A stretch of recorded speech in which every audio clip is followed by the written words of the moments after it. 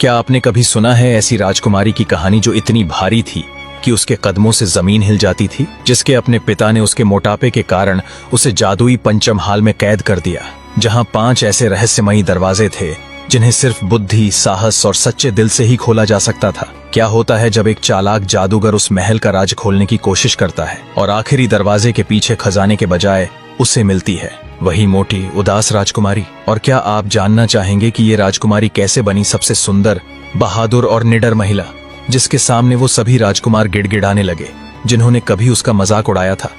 लेकिन उसने किसे चुना और क्यों? इस कहानी में है रहस्यमयी पहेलियां, जादुई जड़ी बूटियों की खोज, मौत से लड़ाई और एक ऐसा ट्विस्ट जिसे सुनकर आप चौंक जाएंगे। पूरा सच जानने के लिए वीडियो अंत तक जरूर देखिए, क्योंकि असली रहस्य आखिरी पल में खुलता है। एक दूर देश में एक विशाल महल था जहां एक राजकुमारी रहती थी जिसका नाम था रत्नावती। जैसा कि उसके नाम से पता चलता है, वह एक रत्न की तरह अनमोल थी, लेकिन वह अपनी विशाल काया के लिए भी जानी जाती थी। रत्नावती इतनी मोटी थी कि जब वह चलती थी तो पूरी जमीन हिलती थी और उसके कदमों की आहट दूर दूर तक सुनाई देती थी। उसकी सुंदरता की लोग तारीफ करते थे, पर उसके मोटापे का सब मजाक उड़ाते थे। जब रत्नावती जवान हुई तो उसके माता पिता, राजा और रानी को उसकी शादी की चिंता सताने लगी। उन्होंने दूर दूर तक खबर भिजवाई कि जो भी राजकुमार रत्नावती से शादी करेगा उसे आधा राज्य और ढेर सारा खजाना मिलेगा। इस खबर को सुनकर कई राजकुमार आए, पर सभी रत्नावती का मजाक उड़ाकर चले गए। एक राजकुमार ने तो मजाक में कहा, यह राजकुमारी तो इतनी भारी है कि अगर यह घोड़ी पर बैठ जाए तो घोड़ी के पैर टूट जाएंगे। इससे शादी करने से अच्छा है कि मैं अपनी जिंदगी अकेले बिता लूं। दूसरे राजकुमार ने कहा, यह तो हमारे महल के दरवाजों से भी पार नहीं हो पाएगी, इसे तो शादी से पहले कम खाना चाहिए। एक और राजकुमार ने कहा, अगर यह मेरे राज्य की रानी बन गई तो मुझे इसे उठाने के लिए एक पूरी सेना की जरूरत पड़ेगी। रत्नावती इन सब बातों को सुनकर बहुत दुखी हुई। उसने कई बार सोचा कि वह अपनी जिंदगी खत्म कर ले, पर उसकी मां ने उसे समझाते हुए कहा, बेटा, असली सुंदरता दिल की होती है, शरीर की नहीं। एक दिन तुम्हें जरूर ऐसा राजकुमार मिलेगा जो तुम्हारे दिल को देखेगा, तुम्हारे शरीर को नहीं। राजा को रत्नावती के मोटापे से इतनी ज्यादा नफरत हो गई कि उन्होंने पंचमहाल बनवाने का एक भयानक फैसला लिया। पंचमहाल 5 जादुई दरवाजों वाला एक भव्य और रहस्यमयी महल था। राजा ने रत्नावती को उसी महल में कैद कर दिया ताकि कोई भी राजकुमारी को देख न सके और उसका मजाक न उड़ा सके। जब रत्नावती पंचमहाल में अकेले थी तो राजा उसके पास आए और गुस्से में बोले, तुमने मुझे और हमारे राज्य को शर्मिंदा किया है। तुम्हारी वजह से कोई भी राजकुमार तुमसे शादी नहीं करना चाहता। तुम्हारी वजह से मुझे इतना अपमान सहना पड़ा है। मैं तुमसे नफरत करता हूं। अब तुम इस महल में हमेशा के लिए बंद रहोगी। इतना कहकर राजा वहां से चले गए। रत्नावती यह सुनकर सदमे में आ गई। उसे बहुत गहरा दुख हुआ कि उसका अपना पिता ही उससे इतनी नफरत करता है। वह महल के अंदर एक कोने में बैठ गई और फूट फूट कर रोने लगी। उसे लगा कि उसकी जिंदगी अब खत्म हो गई है। अब रत्नावती के पास कोई नहीं था सिवाय अपनी परछाई के। वह पूरे दिन महल के अंदर अकेली बैठी रहती और रात को चांद और तारों को देखती जादूगर मायाशंकर अपनी पत्नी मोहिनी के साथ नगर में घूम रहे थे। उन्होंने गली गली में अपनी जादुई कला का प्रदर्शन किया। कभी वह हवा में उड़ते हुए लोगों को दिखाते तो कभी एक टोकरी में से कबूतरों का झुंड उड़ा देते। लोग उनका जादू देखकर हैरान रह गए। मायाशंकर का नाम पूरे नगर में फैल गया और उनकी कला की चर्चा चारों तरफ होने लगी। जब राजा को इस अद्भुत जादूगर के बारे में पता चला तो उन्होंने अपने दरबारियों को आदेश दिया, जाओ और उस जादूगर को उसकी पत्नी के साथ महल में बुलाओ। मैं उनका जादू देखना चाहता हूँ। राजा के दरबारी मायाशंकर को ढूंढते हुए नगर में गए और उन्हें राजा का संदेश सुनाया। मायाशंकर और मोहिनी दोनों बहुत खुश हुए और राजा के महल में चले गए। महल में पहुंचने पर राजा ने उनका भव्य स्वागत किया। राजा ने मायाशंकर से कहा, मैंने तुम्हारे जादू के बारे में बहुत सुना है। मैं चाहता हूं कि तुम हमारे सामने अपने सबसे बेहतरीन जादू का प्रदर्शन करो। मायाशंकर ने राजा को सम्मानपूर्वक झुककर कहा, महाराज, मैं आपके लिए कोई भी जादू दिखाने के लिए तैयार हूं। मायाशंकर ने राजा को प्रभावित करने के लिए अपना सबसे अद्भुत जादू दिखाने का फैसला किया। उसने अपनी पत्नी मोहिनी को भीड़ के सामने लाया और एक मंत्र पढ़ा। मंत्र पढ़ते ही मोहिनी एक सुंदर हरे तोते में बदल गई। मायाशंकर ने तोते को अपने हाथ में लिया और हवा में उछाल दिया। तोता उड़कर आसमान में चला गया और देखते ही देखते गायब हो गया। भीड़ में मौजूद सभी लोग, यहां तक कि राजा भी आश्चर्यचकित रह गए। हर कोई उस तोते का वापस आने का इंतजार करने लगा। 1 मिनट, 2 मिनट, 5 मिनट, लेकिन तोता वापस नहीं आया। भीड़ में फुसफुसाहट शुरू हो गई। लोग सोचने लगे कि क्या मोहिनी हमेशा के लिए तोता बन गई है। तभी अचानक पंचमहाल के अंदर से एक आवाज आई। लोगों की नजरें उस तरफ गईं और सभी ने देखा कि मोहिनी महल के 5वें कक्ष से बाहर आ रही थी। वह मुस्कुरा रही थी और उसने राजा को सम्मानपूर्वक झुककर प्रणाम किया। राजा और भीड़ यह देखकर दंग रह गए। राजा ने आश्चर्य से पूछा, यह कैसे संभव है? मैंने अपनी आंखों से तुम्हारी पत्नी को तोता बनते और आसमान में उड़ते देखा था। मायाशंकर ने मुस्कुराते हुए कहा, महाराज, यही तो मेरे जादू की असली ताकत है। यह सब बस एक भ्रम था। मेरी पत्नी असल में पंचमहाल के जादुई दरवाजों को पार करके 5वें कक्ष से बाहर आई है। यह एक ऐसा जादू है जिसे कोई नहीं समझ सकता। मायाशंकर की जादुई कला देखकर राजा बहुत प्रभावित हुए। उन्होंने जादूगर से कहा, तुमने मुझे और मेरे दरबारियों को पूरी तरह से अचंभित कर दिया है। मैं तुम्हारी इस अद्भुत कला से बहुत खुश हूं। मैं तुम्हें अपने महल में रहने और हमारा शाही जादूगर बनने का अवसर देता हूं। मायाशंकर और उसकी पत्नी मोहिनी यह सुनकर बहुत खुश हुए। जादूगर तो यही चाहता था। महल में रहने से उसे पंचमहाल के जादुई दरवाजों के रहस्य को और करीब से जानने का मौका मिल गया था। उसने राजा का धन्यवाद किया और वे दोनों महल में रहने लगे। मायाशंकर ने दिन के समय तो राजा और दरबारियों का मनोरंजन किया, लेकिन रात होते ही उसकी असली योजना शुरू हो गई। एक रात जब सब सो गए तो वह अपनी पत्नी के साथ चुपचाप पंचमहाल की तरफ गया। वह जानता था कि इन दरवाजों के पीछे कोई बहुत बड़ा रहस्य छुपा है, जिसे वह अपनी जादुई शक्तियों से उजागर करना चाहता था। मायाशंकर ने पहला दरवाजा खोलने की कोशिश की, लेकिन वह नहीं खुला। उसने अपनी जादुई शक्तियों का इस्तेमाल किया, पर सब व्यर्थ गया। राजा से महल में रहने का मौका पाकर जादूगर मायाशंकर को पंचमहाल के दरवाजों के रहस्य को सुलझाने का सुनहरा अवसर मिला। एक रात उसने अपनी पत्नी मोहिनी के साथ चुपके से पहले दरवाजे के पास जाने का फैसला किया। पहला दरवाजा लोहे का बना था और एक जटिल जादुई पहेली से बंद था। यह पहेली सिर्फ उन्हीं के लिए थी जो बुद्धिमान और सच्चे दिल वाले थे। दरवाजे पर लिखा था, मैं हमेशा चलता हूं पर कभी हिलता नहीं। मेरे पास एक चेहरा है पर मैं बोलता नहीं। मुझे पता है पर कोई मुझे जानता नहीं। बताओ मैं कौन हूं? मायाशंकर ने अपनी जादुई शक्ति का इस्तेमाल करके दरवाजा खोलने की कोशिश की, लेकिन वह नाकाम रहा। दरवाजा अपनी जगह से टस से मस नहीं हुआ। मायाशंकर को एहसास हुआ कि यह दरवाजा बल या जादू से नहीं, बल्कि सिर्फ बुद्धि से ही खुल सकता है। मायाशंकर ने अपनी पत्नी मोहिनी के साथ मिलकर पहेली पर विचार करना शुरू किया। वे घंटों तक सोचते रहे, लेकिन उन्हें कोई जवाब नहीं मिला। तभी मोहिनी ने मुस्कुराते हुए कहा, हमें इस पहेली को एक नई नजर से देखना चाहिए। यह कोई सामान्य चीज नहीं है। मायाशंकर ने फिर से पहेली को पढ़ा, मैं हमेशा चलता हूं पर कभी हिलता नहीं। इस पंक्ति को पढ़ते ही मायाशंकर को याद आया कि उसने रत्नावती को एक बार कहते हुए सुना था कि समय हमेशा चलता रहता है लेकिन कभी रुकता नहीं। मेरे पास एक चेहरा है पर मैं बोलता नहीं। मायाशंकर ने सोचा कि घड़ी का एक चेहरा होता है लेकिन वह बोलती नहीं। मुझे पता है पर कोई मुझे जानता नहीं। यह पंक्ति मायाशंकर को कुछ खास नहीं लगी, लेकिन उसने इसे भी समय से जोड़ा। उसने सोचा कि समय हर चीज जानता है लेकिन कोई समय को नहीं जानता। मायाशंकर ने तीनों पंक्तियों को जोड़कर देखा और उसे एहसास हुआ कि पहेली का जवाब समय है। उसने जोर से समय का ही यानी इस और दरवाजे पर एक तेज रोशनी चमकी। दरवाजा धीरे धीरे अपने आप खुल गया। दूसरा दरवाजा पानी का बना था और एक गहरी भंवर से भरी सुरंग की ओर जाता था। इस दरवाजे पर एक और पहेली लिखी थी, मेरे पास एक दिल है जो धड़कता नहीं। मैं हमेशा दौड़ता हूं पर मेरे पैर नहीं। मैं हमेशा गाता हूं पर मेरी आवाज नहीं। मायाशंकर ने पहले दरवाजे की पहेली की तरह ही अपनी बुद्धि का इस्तेमाल किया। उसने सोचा कि यह पहेली किसी ऐसी चीज के बारे में है जो हमेशा चलती रहती है और जिसे महसूस किया जा सकता है पर देखा नहीं जा सकता। उसने अपनी पत्नी मोहिनी से पूछा, मोहिनी, क्या तुम बता सकती हो कि वह कौन सी चीज है जो हमेशा चलती है पर उसके पैर नहीं हैं? मोहिनी ने मुस्कुराते हुए कहा, वह है नदी।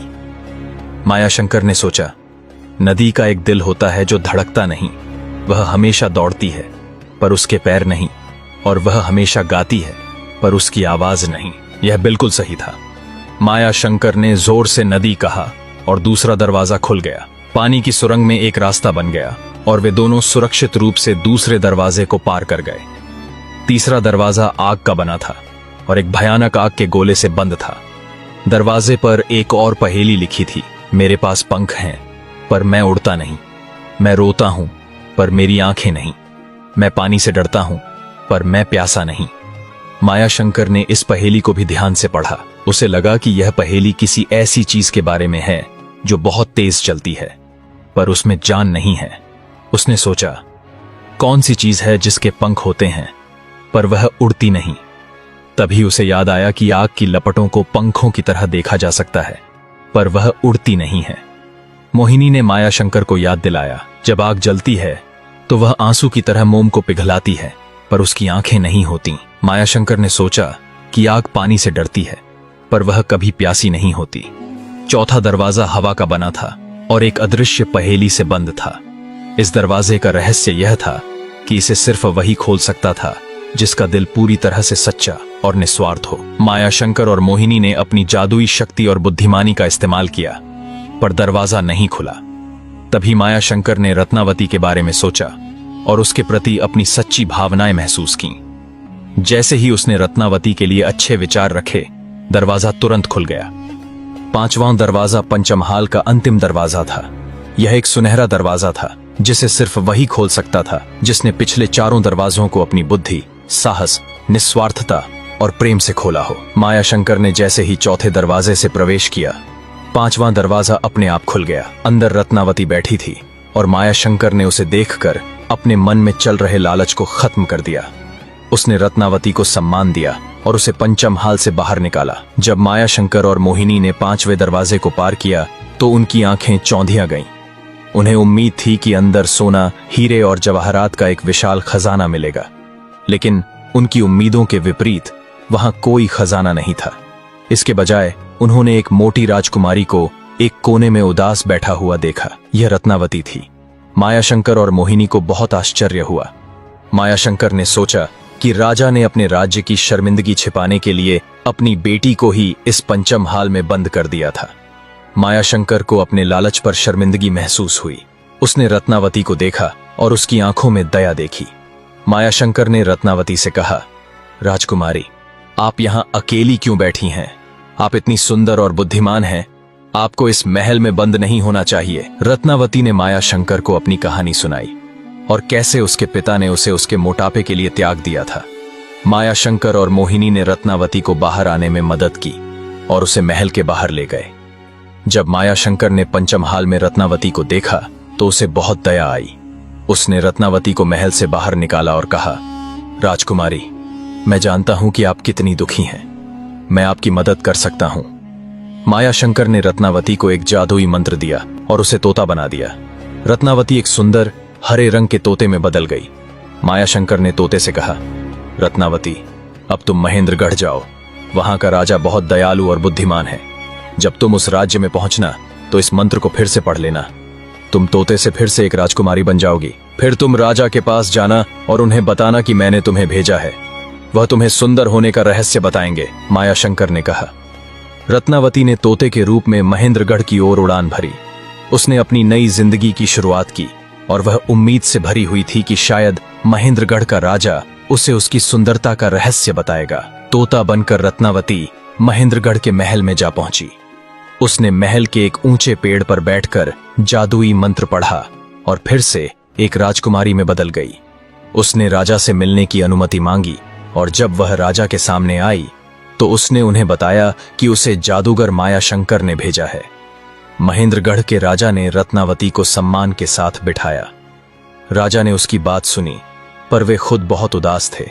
राजा ने कहा, राजकुमारी, मैं तुम्हारी मदद तभी कर पाऊंगा जब तुम मेरे एक काम को पूरा करोगी। रत्नावती ने उत्सुकता से पूछा, क्या काम महाराज? राजा ने उदास मन से बताया, मेरा इकलौता बेटा राजकुमार कई सालों से एक रहस्यमयी बीमारी से पीड़ित है। उसे ठीक करने के लिए तुम्हें जंगल में जाकर 5 जादुई जड़ी बूटियां लानी होंगी। राजा ने रत्नावती को उन जड़ी बूटियों के नाम बताए। सूर्यमुखी फूल, जो सिर्फ सूरज की पहली किरण पड़ने पर ही खिलता है। चंद्रमुखी बेल, जो सिर्फ पूर्णिमा की रात को ही दिखाई देती है। अमरलता, जो सिर्फ पुरानी नदी के किनारे मिलती है। नीलमणि बूटी, जो सिर्फ सबसे ऊंचे पहाड़ की चोटी पर उगती है। जीवन बूटी, जो एक गहरी गुफा के अंदर छिपी है। रत्नावती को यह सुनकर निराशा हुई।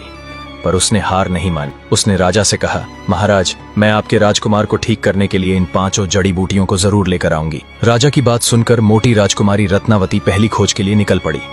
उसे सूर्यमुखी फूल खोजना था, जो सिर्फ सूरज की पहली किरण पड़ने पर ही खिलता था। रत्नावती एक घने और डरावने जंगल से गुजर रही थी, जहाँ की लताएं हवा में सरसराती हुई फुसफुसाती थीं, जैसे कि वे बोल रही हों। जंगल के बीचों बीच एक गहरी और अंधेरी गुफा थी। रत्नावती ने हिम्मत करके गुफा में प्रवेश किया। गुफा के अंदर चारों तरफ अंधेरा था और अजीब सी आवाजें आ रही थीं। गुफा के बिल्कुल बीचों बीच एक खूबसूरत फूल लगा हुआ था, जो सोने की तरह चमक रहा था। यही सूर्यमुखी फूल था, लेकिन गुफा इतनी गहरी थी कि उस पर सूरज की किरणें मुश्किल से ही पहुंच पाती थीं। रत्नावती को समझ नहीं आ रहा था कि वह फूल को कैसे खिलाए। तभी उसे एक ख्याल आया। उसने अपनी विशाल काया का इस्तेमाल किया और गुफा के मुहाने पर खड़ी हो गई। उसने अपने शरीर से कुछ इस तरह रास्ता बनाया कि सूरज की पहली किरण सीधे फूल पर पड़ सके। जैसे ही सूरज की पहली किरण फूल पर पड़ी, वह खिल उठा और उसकी खुशबू से पूरी गुफा महक उठी। रत्नावती ने खुशी खुशी उस फूल को तोड़ लिया और अपनी पहली खोज में कामयाब हो गई। अगली खोज के लिए रत्नावती को चंद्रमुखी बेल को ढूंढना था, जो सिर्फ पूर्णिमा की रात को दिखाई देती थी। रत्नावती एक ऐसे जंगल में पहुंची जहां की लताएं इतनी जीवंत थीं कि वे अपनी शाखाओं से रत्नावती को पकड़ने की कोशिश कर रही थीं। कुछ बेलें तो इतनी शरारती थीं कि उन्होंने रत्नावती के हाथ पैर में अपने कांटों से छोटे छोटे घाव कर दिए। रत्नावती को दर्द हुआ, पर उसने हार नहीं मानी। जैसे ही उसे घाव हुआ तो कुछ सुंदर फूल, किन्हरे मरहम फूल कहते थे, उसकी ओर हवा में तैरते हुए आए और उसके घावों पर लग गए। इन फूलों ने जादुई रूप से रत्नावती के घावों को ठीक कर दिया। यह देखकर रत्नावती को हिम्मत मिली। रास्ते में कुछ बेलों ने रत्नावती से पहेलियां भी पूछीं। एक बेल ने कहा, मैं एक ऐसी जगह हूं जहां बहुत सारे पेड़ हैं पर हवा नहीं है, बताओ मैं कौन हूं? रत्नावती ने कुछ देर सोचा और कहा, इसका जवाब किताब है जहां बहुत सारे पृष्ठ हैं पर हवा नहीं। बेल ने मुस्कुराकर रत्नावती को रास्ता दे दिया। इस तरह रत्नावती ने अपनी बुद्धिमानी का इस्तेमाल करके उन सब बेलों की पहेलियां हल कीं और आगे बढ़ती रही। अंत में पूर्णिमा की रात को रत्नावती एक झील के किनारे पहुंची। झील के पानी में चांद का प्रतिबिंब पड़ रहा था और उसी प्रतिबिंब से एक चमकदार बेल उभर कर आई। यही चंद्रमुखी बेल थी। रत्नावती ने धीरे से उस बेल को छुआ और उसने एक जादुई चमक बिखेरी। रत्नावती ने खुशी खुशी उस बेल को तोड़ लिया और अपनी दूसरी खोज में भी कामयाब हो गई। तीसरी खोज के लिए रत्नावती को अमरलता नामक एक सुंदर पुष्प को खोजना था, जो एक पुराने तालाब के ठीक बीच में था। वह तालाब ऐसा था कि उसकी खूबसूरती देखते ही बनती थी, पर उसके पानी में एक रहस्य छिपा था। जैसे ही रत्नावती तालाब के किनारे पहुंची, पानी के बीच से एक जिन्न बाहर आया। जिन्न बहुत आकर्षक था और उसकी आवाज बहुत मीठी थी। जिन्न ने रत्नावती से कहा, सुंदर राजकुमारी, तुम्हें यहां क्या चाहिए? रत्नावती ने कहा, मुझे यह अमरलता चाहिए ताकि मैं राजकुमार को ठीक कर सकूं। जिन्न ने हंसते हुए कहा, मैं तुम्हें यह पुष्प दे सकता हूं, पर तुम्हें मेरी कुछ बातें माननी होंगी। तुम मुझसे शादी कर लो, मैं तुम्हें इस दुनिया की सबसे खूबसूरत रानी बना दूंगा। तुम्हारे पास इतना खजाना होगा कि तुम अपने मोटापे की चिंता भूल जाओगी। रत्नावती ने जिन्न की बात सुनी, पर वह उसके लालच में नहीं आई। उसने कहा, मुझे खजाना नहीं चाहिए, मुझे सिर्फ राजकुमार की जान बचानी है। यह सुनकर जिन्न ने एक और सवाल पूछा, कौन सी चीज है जो तुम्हारी सुंदरता को कम कर सकती है पर तुम्हारे दिल को नहीं? रत्नावती ने जवाब दिया, वह है समय। समय के साथ सुंदरता कम हो सकती है, पर एक अच्छे दिल की सुंदरता कभी कम नहीं होती। जिन्न रत्नावती की बुद्धिमानी से बहुत खुश हुआ। उसने तालाब के बीच से अमरलता निकालकर रत्नावती को दे दिया। रत्नावती ने खुशी खुशी वह पुष्प लिया और अपनी तीसरी खोज में भी कामयाब हो गई। तीसरी जड़ी बूटी लाने के बाद राजकुमारी रत्नावती बहुत चिंतित हो गई। अगली जड़ी बूटी नीलमणि बूटी एक ऊंचे पहाड़ पर थी और उसे समझ नहीं आ रहा था कि वह अपनी भारी काया के साथ वहां तक कैसे पहुंचेगी। तभी उसे जादूगर मायाशंकर का दिया हुआ मंत्र याद आया। रत्नावती ने मंत्र पढ़ा और फिर से एक सुंदर तोते में बदल गई। उसने अपने पंख फड़फड़ाए और पहाड़ की ओर उड़ चली। रास्ते में थककर वह एक पेड़ पर सो गई। तभी एक शिकारी ने उस पेड़ पर जाल डाला और रत्नावती उसी जाल में फंस गई। जाल में उसके साथ और भी कई तोते थे। शिकारी उन सभी तोतों को बाजार ले गया और उन्हें बेचने लगा। वहां एक सुंदर राजकुमार ने रत्नावती को खरीद लिया। वह तोते को लेकर अपने महल गया और उसे एक पिंजरे में बंद कर दिया। रात होने पर रत्नावती ने फिर से मंत्र पढ़ा और अपने असली रूप में आ गई। यह देखकर राजकुमार बहुत डर गया। राजकुमारी ने राजकुमार को अपनी पूरी कहानी बताई कि कैसे वह एक श्राप की वजह से तोता बनी और महेंद्रगढ़ के राजकुमार के लिए जड़ी बूटियां लेने आई है। राजकुमार को उसकी कहानी सुनकर दया आ गई। उसने रत्नावती की मदद करने का फैसला किया। अगले दिन वे दोनों पहाड़ पर नीलमणि बूटी लेने के लिए चल दिए। पहाड़ पर उनकी मुलाकात एक भयानक दैत्य से हुई। राजकुमार और दैत्य के बीच घमासान युद्ध हुआ। युद्ध करते करते राजकुमार बुरी तरह घायल हो गया। मरने से पहले राजकुमार ने रत्नावती से कहा, तुम जाओ और बूटी ले आओ। मैं अपने मरते हुए शरीर से ही इस दैत्य को रोकूंगा ताकि तुम बच सको। राजकुमारी रत्नावती रोती हुई पहाड़ के ऊपर चढ़ गई और उसने नीलमणि बूटी ले ली। लेकिन जब वह वापस आई तो राजकुमार मर चुका था। यह देखकर रत्नावती का दिल टूट गया। उसने राजकुमार के लिए प्रार्थना की और अपनी यात्रा जारी रखी। नीलमणि बूटी लाने के बाद रत्नावती को अपनी आखिरी खोज जीवन बूटी को पाना था। यह एक गहरी गुफा के अंदर थी, जहां एक बूढ़ा ऋषि ध्यान में लीन था। राजकुमारी रोती हुई गुफा के पास पहुंची, क्योंकि वह राजकुमार की मौत से बहुत दुखी थी। गुफा के अंदर उसे एक बूढ़ा गुरु मिला। रत्नावती ने गुरु से जीवन बूटी मांगी। गुरु ने रत्नावती के चरित्र की परीक्षा लेने का फैसला किया। गुरु ने कहा, राजकुमारी, मैं तुम्हें यह जीवन बूटी मुफ्त में दे सकता हूं, पर तुम्हें मेरे साथ एक रात रुकना होगा। अगर तुम ऐसा नहीं कर सकती तो तुम्हें यहां के रक्षक एक विशालकाय दैत्य से युद्ध करना पड़ेगा। रत्नावती को गुरु की बात सुनकर बहुत गुस्सा आया। उसने साफ मना कर दिया और कहा, मैं अपनी पवित्रता की कीमत पर यह बूटी नहीं ले सकती। मैं युद्ध करना पसंद करूंगी। गुरु ने रत्नावती की बहादुरी और पवित्रता देखकर मुस्कुराया और कहा, मैं तुम्हारा सम्मान करता हूं राजकुमारी। तुम अपने चरित्र में अडिग हो। मैं तुम्हें यह बूटी खुशी से दे रहा हूं। रत्नावती ने गुरु को धन्यवाद दिया और जीवन बूटी लेकर वहां से चली गई। उसने सभी जड़ी बूटियां इकट्ठा कर ली थीं और अब वह वापस महेंद्रगढ़ की ओर चल पड़ी। राजकुमारी रत्नावती 5 जादुई जड़ी बूटियां लेकर महेंद्रगढ़ पहुंची। उसने राजा को सभी जड़ी बूटियां दी और पूरी कहानी सुनाई। राजा रत्नावती की बहादुरी और त्याग से बहुत प्रभावित हुए, खासकर जब उन्होंने राजकुमार की मृत्यु के बारे में सुना।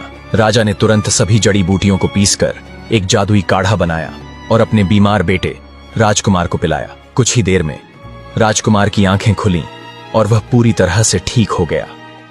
राजा बहुत खुश हुए। उन्होंने रत्नावती से कहा, राजकुमारी, तुमने मेरे बेटे की जान बचाई है।